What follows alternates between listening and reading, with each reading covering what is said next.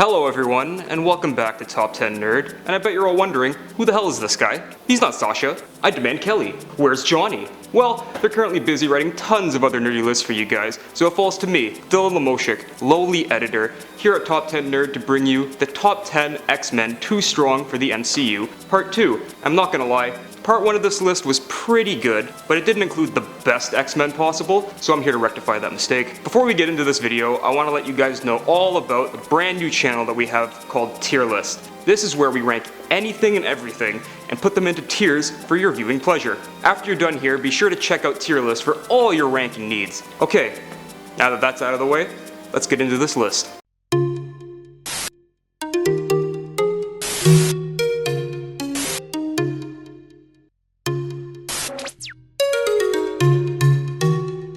In at number 10, M. Monet St. Croix was born in Sarajevo, Bosnia, and was the second daughter of a very wealthy French aristocrat. She grew up as a typical spoiled rich girl until a series of extremely unfortunate events took hold of her. First, her mother died mysteriously, just out of the blue. Then, her brother Marius turned out to be a mutant who practiced black magic and transformed her into a mute, red-skinned creature called Penance. And then, she was banished to another dimension with no real way home. Oh yeah, this also happened over the course of a few days. So fast forward a little bit through crazy 90s X-Men storytelling, and Monet is back on Earth, no longer a red-skinned creature, and her mutant powers have fully manifested. What are these powers, you may ask? Well, superhuman strength, speed, agility, dexterity, reflexes, coordination, balance, vision, hearing, endurance, a genius level intellect, accelerated healing factor, supersonic flight, telekinesis, telepathy, and the ability to see mutant auras. This whole thing just kind of feels like the writers couldn't agree on one specific power, so instead of just picking one, they just threw them all on the desk and picked all of them. She was a member of Magneto's Uncanny X-Men from 2016 to 2017, which was essentially a mutant Black Ops hit squad. A perfect place for this jack of all trades. In at number 9, Age of Apocalypse Magneto. Let's get this out of the way immediately. Age of Apocalypse is weird, really weird. For some reason, it's regarded as one of the best alternate timeline stories ever, but have you ever actually read the entire run? Because I did, and it's 90s as and that's not a good thing. But one of the best things to come out of this alternate timeline story is Eric Lehnsherr, aka Magneto, aka founder and leader of the X-Men. Yeah, that's right. Let me explain how we got here. So do you remember Legion from part 1 of this list? Well, one time, he decided it would be a great idea to go back in time and murder Magneto in order to get rid of the X-Men's greatest foe before he even became a threat. Things didn't really go to plan because Legion ended up killing his dad, Xavier, and erased himself along with his entire timeline from history. See? 90s is In a world without Professor X, Apocalypse rose to power, and Magneto had to create his own X-Men to oppose him. Years of living as a rebel and constantly on the run from Apocalypse's armies molded this Magneto into one of the biggest badasses Marvel has ever seen. He eventually takes on Apocalypse in a one-on-one duel to the death, and rips Apocalypse in half using the iron in Apocalypse's blood. 90s is In at number 8, Polaris. Lorna Dane is the daughter of Magneto, and with great power comes great magnetism. Much like her father, Polaris has the power of electromagnetic manipulation, and is just as powerful as her dad in many regards, but one moment in particular made her one of the most OP mutants of all time. During the Last Days part of the 2015 Secret Wars storyline, the Ultimate Universe's Earth was on a collision course with the 616 Universe's Earth. If they collided, both would be destroyed, killing all life on both universes. So it was up to Polaris and Magneto to team up and use their powers to hold both Earths apart from one another while fighting Sentinels. If this version of Polaris shows up in the MCU, like, who can stop her? In at number 7, Namor. The King of Atlantis is in fact not just a merman, but he's also a mutant. The first mutant in fact, if you want to believe the title of his 2010 solo run. Namor, the Submariner, is an Atlantean human mutant hybrid, and has all the powers of an Atlantean. Aquatic adaptation, hydrokinesis, telepathic control over marine life, but he also has his mutant abilities of super speed, strength, flight, agility, and mild invulnerability.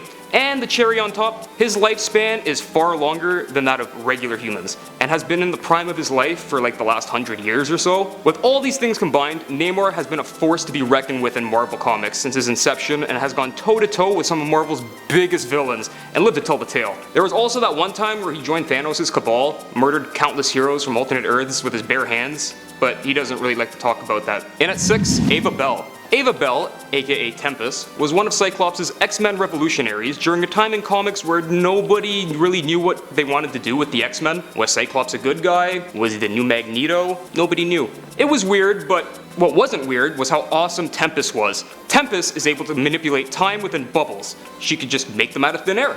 In short, she can create a time bubble, and then time within said bubble can be manipulated at her command. Everything outside the bubble moves normally, while everything inside the bubble can be slowed down to a standstill for exactly 60 seconds. Once, under extreme stress, she time traveled to the year 2099, trained with the Sorcerer Supreme, and then came back to the current timeline with a far greater understanding of her powers. Her powers are pretty ridiculous if you ask me. And at number 5, Cable. Many of you pointed out that the last list was essentially a Summers family reunion, which you weren't wrong, but there was one really important Summers boy missing, and that was Cable. Nathan Summers is one of the most powerful mutants in existence when left unchecked. He's the biological son of Cyclops and Madeline Pryor, a clone of Jean Grey. If you've seen Deadpool 2, then you've only gotten a small glimpse of what Cable is actually capable of. Cable's powers are telepathy and telekinesis, but they're severely handicapped by his techno-organic virus in his body. He has to use the majority of his awesome power just to keep it contained to one side of his body. If he didn't do this, he'd die. However, there was one time in particular where Cable was able to cut loose and use all his power. In the series Cable and Deadpool, Cable once held an entire island in the air with one hand, fought the X-Men and the Silver Surfer with his other hand. I'd like to see Josh Brolin pull that one off in Deadpool 3. And at number 4, TRIAGE. Christopher Muse is another of Cyclops' aforementioned X-Men revolutionaries, and his powers are pretty ridiculous. In short, he can heal people just by touching them. Well, it seems simple enough, right? Well, it gets a little more complicated the more you look into what he's doing over time. Initially, TRIAGE is only able to heal things like broken bones, cuts, bruises. However, later on in the comics, he becomes so powerful that he can actually bring the recently deceased back to life. He even managed to bring himself back to life after being stabbed in the neck by Wolverine and Mystique's alternate universe son.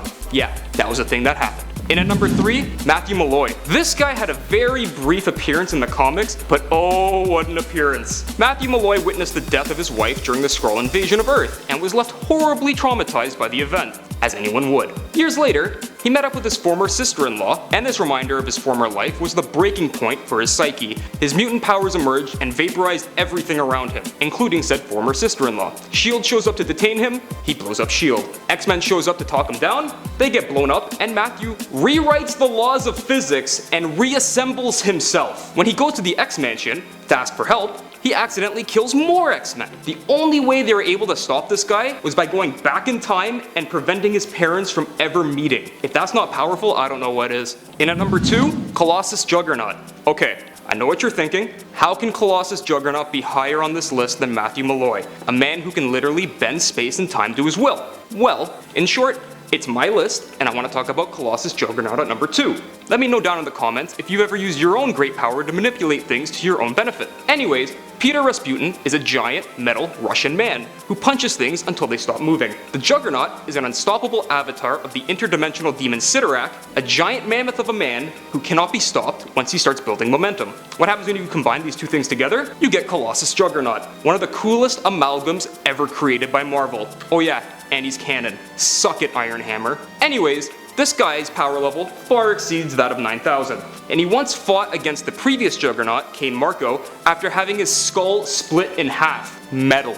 And in at number 1, Old Man Phoenix. Jason Aaron's run on Thor might be the greatest Thor story ever told. If you haven't read it yet, I highly recommend you get to it ASAP. It's amazing. He covers pre-worthy Thor from mythology, lovable current-day Thor, God of Thunder, and a future version of Thor where he's become the All-Father and basically Odin with a hammer. In the old Thor universe, we follow Thor as he flies through a dying universe trying to find a way to save it. Who does he run into? Well, Wolverine, the last mutant in existence, and he's possessed by the Phoenix Force. Think about it. Logan's healing factor, upgraded by all the power of the entire Phoenix Force. He is so powerful, he was burnt into a skeleton and still kept fighting. The only reason he died was because he fused himself into Mjolnir to give his powers to Thor. Absolute unit. And that was the top 10 X-Men Too Strong for the MCU, part 2.